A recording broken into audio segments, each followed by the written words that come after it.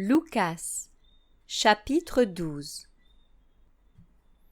Cependant, la foule s'étant rassemblée par milliers, en sorte qu'ils marchaient les uns sur les autres, il se mit à dire à ses disciples : En premier lieu, gardez-vous du levain des pharisiens, qui est l'hypocrisie.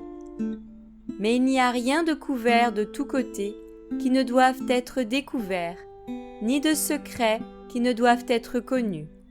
C'est pourquoi tout ce que vous aurez dit dans la ténèbre sera entendu dans la lumière, et ce que vous aurez dit à l'oreille dans les chambres sera prêché sur les toits.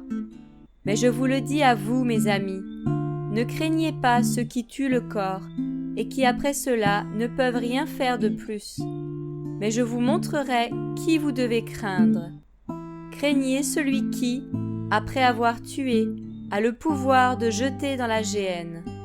Oui, vous dis-je, craignez celui-là. Ne vend-on pas 5 petits passereaux pour 2 as ? Cependant, aucun d'eux n'est oublié devant Élohim. Mais les cheveux même de votre tête sont tous comptés. Ne craignez donc pas, vous valez plus que beaucoup de passereaux. Mais je vous le dis, quiconque m'aura confessé devant les humains, le Fils de l'homme le confessera aussi devant les anges d'Élohim. Mais quiconque m'aura renié devant les humains sera renié devant les anges d'Élohim. Et quiconque dira une parole contre le Fils de l'homme, cela lui sera remis.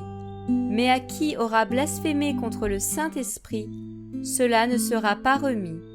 Mais quand ils vous mèneront devant les synagogues, les magistrats et les autorités, ne vous inquiétez pas de la manière dont vous vous défendrez, ni de ce que vous aurez à dire, car le Saint-Esprit vous enseignera à l'heure même ce qu'il faudra dire.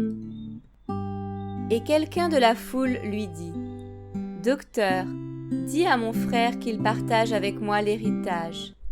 Mais il lui dit : Homme, qui m'a établi sur vous pour être juge ou pour faire des partages ? Mais il leur dit : Attention, gardez-vous de toute cupidité, car même si quelqu'un est dans l'abondance, sa vie ne provient pas de ses biens.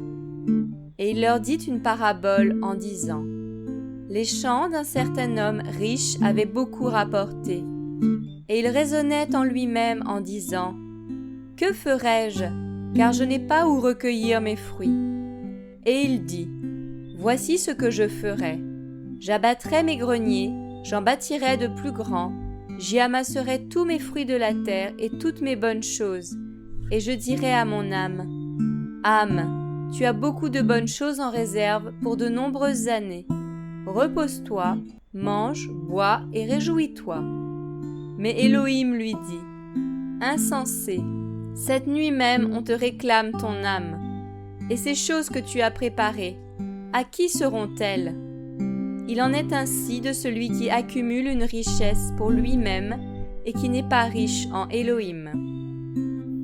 Et il dit à ses disciples : C'est pourquoi je vous dis, ne vous inquiétez pas pour votre vie, de ce que vous mangerez, ni pour le corps, de quoi vous serez vêtus.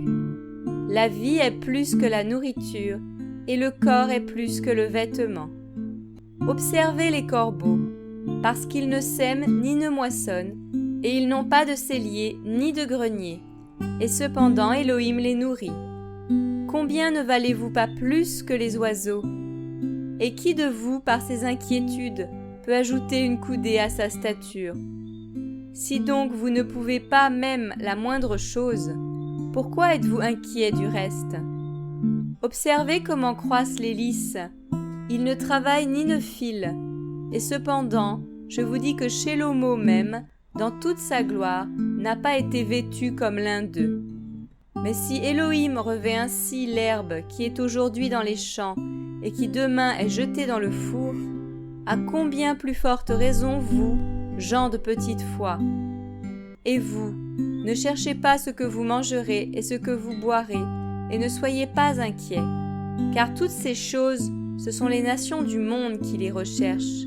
Mais votre Père sait que vous en avez besoin.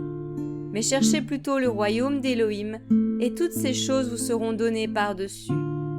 N'aie pas peur, petit troupeau, car il a plu à votre Père de vous donner le royaume. Vendez vos biens et donnez l'aumône. Faites-vous des bourses qui ne s'usent pas, un trésor dans les cieux qui ne défaille jamais, et où le voleur n'approche pas, et où la teigne ne détruit rien. Car là où est votre trésor, là aussi sera votre cœur.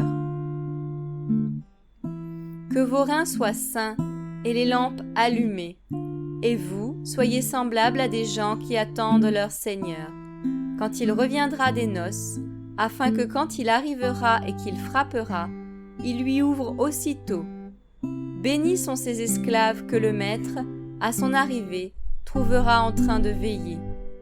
Amen, je vous le dis, il se scindra, les fera mettre à table et s'approchera pour les servir. Et s'il arrive la seconde veille, et s'il arrive à la troisième veille, et qu'il les trouve ainsi, bénis sont ces esclaves.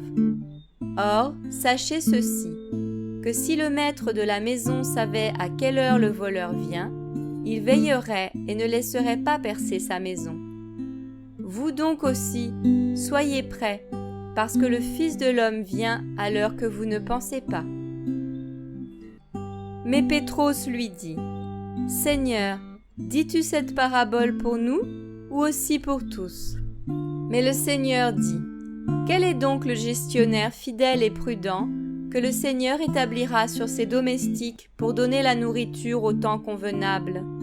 Béni est l'esclave, celui que son Seigneur, à son arrivée, trouvera agissant de cette manière. Je vous le dis en vérité, il l'établira sur tous ses biens.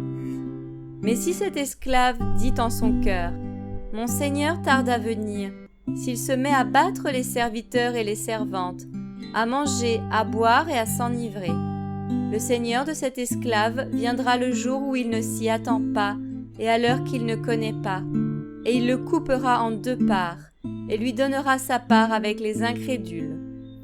Or, cet esclave qui a connu la volonté de son Seigneur et qui ne s'est pas préparé et n'a pas agi selon sa volonté, sera battu de beaucoup de coups. Mais celui qui ne l'a pas connu et qui a fait des choses dignes de coups sera battu un peu. Et on demandera beaucoup à qui l'on a beaucoup donné, et on exigera davantage de celui à qui l'on a beaucoup confié.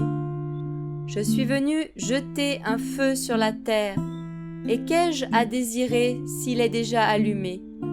Mais j'ai à être baptisé d'un baptême, et combien suis-je pressé jusqu'à ce qu'il soit accompli ? Pensez-vous que je sois venu donner la paix sur la terre ? Non, vous dis-je, mais plutôt la division. Car désormais, 5 dans une maison seront divisés, 3 contre 2 et 2 contre 3. Le père sera divisé contre le fils et le fils contre le père. La mère contre la fille et la fille contre la mère. La belle-mère contre sa belle-fille et la belle-fille contre sa belle-mère. Mais il disait aussi aux foules, « Quand vous voyez une nuée se lever à l'Occident, vous dites immédiatement, « L'averse vient », et cela arrive ainsi. Et quand c'est le vent du midi qui souffle, vous dites qu'il fera chaud, et cela arrive. Hypocrite, vous savez examiner l'aspect du ciel et de la terre, mais comment donc n'examinez-vous pas ce temps-ci ?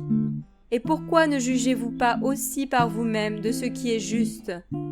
Car quand tu vas avec ton adversaire devant le magistrat, tâche en chemin de t'en délivrer, de peur qu'il ne te traîne devant le juge, et que le juge ne te livre à l'officier de justice, et que l'officier de justice ne te jette en prison. Je te le dis, tu n'en sortiras pas que tu n'aies payé jusqu'à la dernière petite pièce.